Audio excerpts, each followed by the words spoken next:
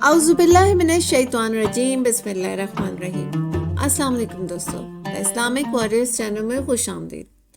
دوستو، مجاہد آزادی ٹیپو سلطان، اگر یہ کہا جائے کہ جیسے ہندو مائیں اپنے بچوں کو محمود غزنوی کا نام لے لے کر سلاتی تھی، تو اسی طرح انگریز مائیں اپنے بچوں کو ٹیپو سلطان کا نام لے کر سلاتی تھیں۔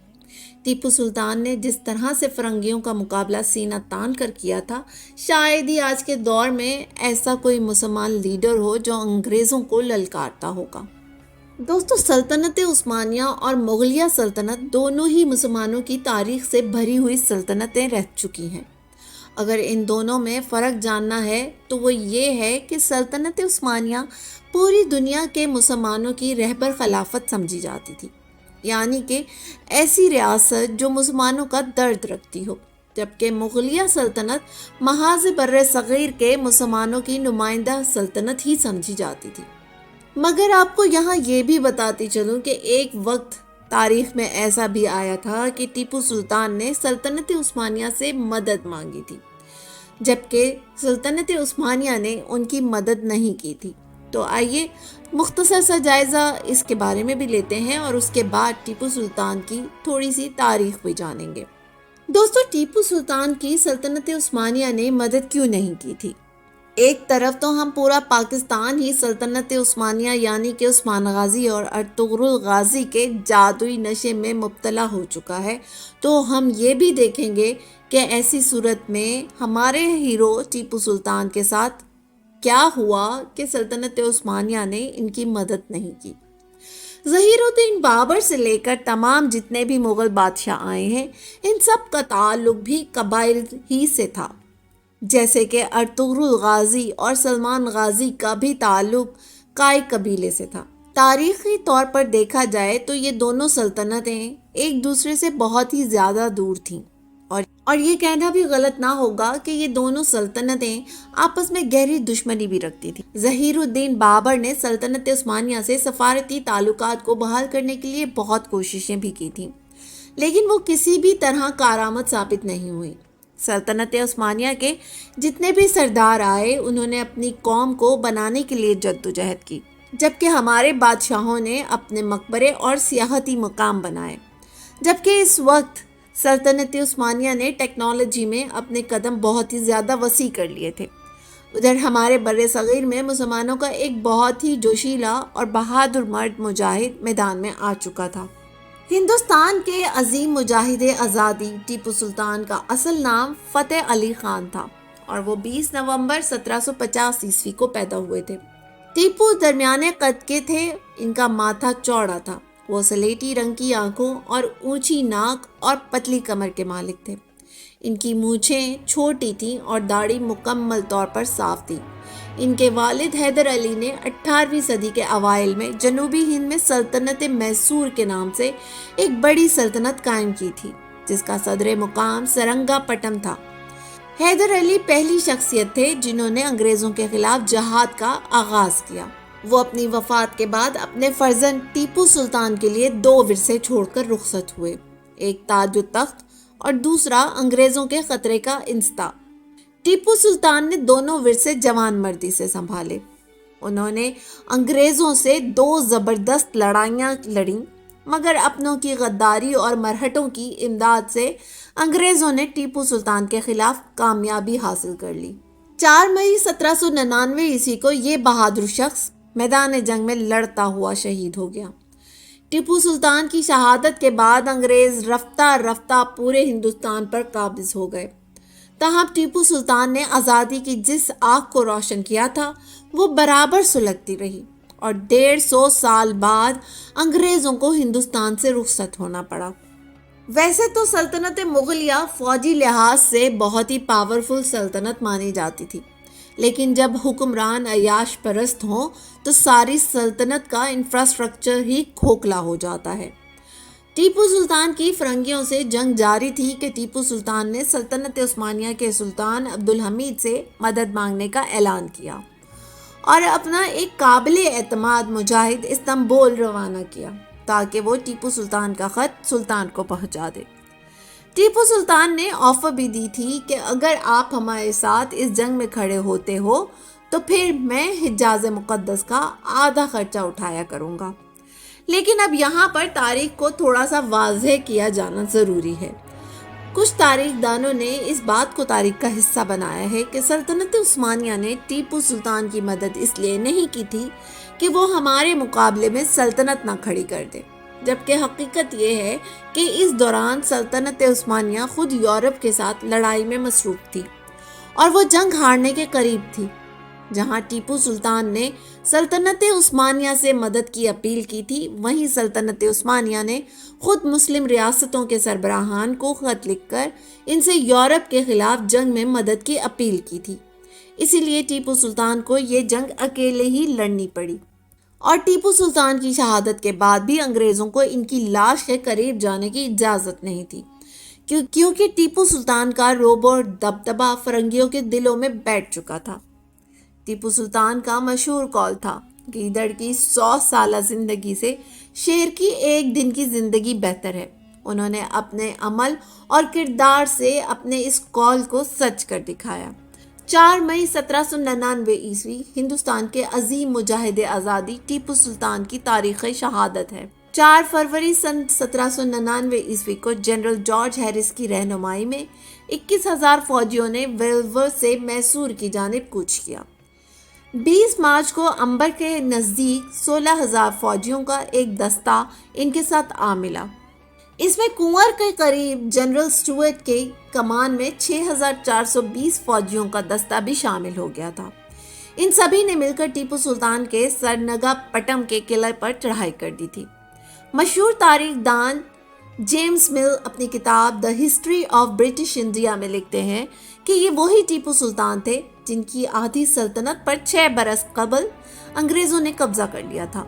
ان کے پاس جو زمین بچی تھی اس سے انہیں سالانہ 1 کروڑ روپے سے تھوڑی زیادہ آمدنی ہوتی تھی، جبکہ اس وقت انڈیا میں انگریزوں کو ملنے والا کل زر مبادلہ 90 لاکھ پاؤنڈ یعنی 9 کروڑ روپے تھا.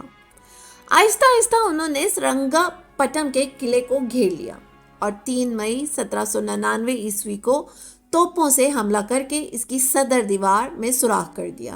ایک اور تاریخ دان اپنی کتاب لائف آف ہیرس میں لکھتے ہیں حالانکہ سوراخ زیادہ بڑا نہیں تھا تو بھی جارج ہیرس نے اپنے فوجیوں کو اس کے ذریعے قلعے کے اندر بھیجنے کا فیصلہ کیا. اصل میں ان کے پاس کوئی اور راستہ ہی نہیں تھا، ان کی فوج بھوکی تھی. بعد میں ہیرس نے کیپٹن میلکم کے سامنے خود قبول کیا کہ میرے خیمے پر تعینات انگریز گارڈ اتنا کمزور ہو چکا تھا کہ اگر اسے دھکا دیا جاتا تو وہ نیچے گر جاتا. 3 مئی کی رات تقریباً 5,000 فوجی جن میں قریباً 3,000 انگریز تھے خندقوں میں چھپ گئے تاکہ ٹیپو سلطان کی فوج کو ان کی سرگرمی کا پتہ نہ لگے. جیسے ہی حملے کا وقت نزدیک آیا تو ٹیپو سلطان سے غداری کرنے والے شخص میر صادق نے فوجیوں کو تنخواہ دینے کے بہانے پیچھے بلایا.